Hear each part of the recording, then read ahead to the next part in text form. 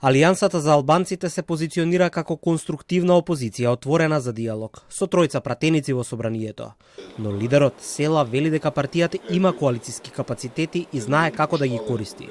Прашан дали разговарал со премиерот Мицкоски за евентуална соработка во новата година, одговара кратко и јасно, дека не се сретнале. Алијансата за албанците има коалициски капацитети. Алијансата за албанците коалициските капацитети негови не ги користи за лични потреби за именување функционери, нели? Алијансата за албанците коалициските капацитети ги искористува за да постигне политички цели кои се зацртани во нашата програма и платформа. Тоа сме биле и тоа ќе продолжиме да бидеме.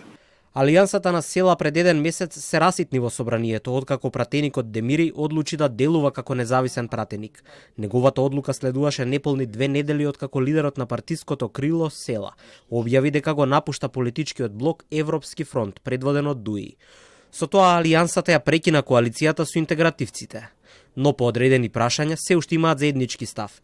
Денеска лидерот на крилото Села ги обвини поранешните партнери дека ја преземале идејата на неговата партија за Бадентер како услов за влада и во уставен суд.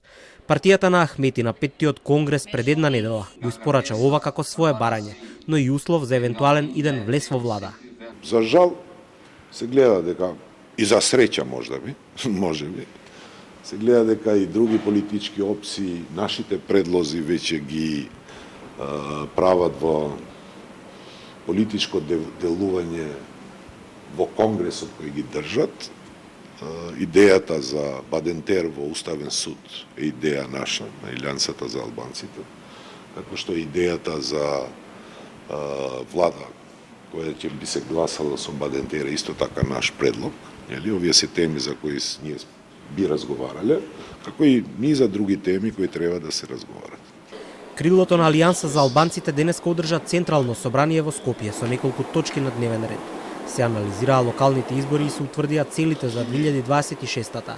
Според лидерот Села, идната година треба да биде година на тешки политички одлуки. 2025-та беше година на назадување на евроинтегративниот пат, гласи партиската оценка.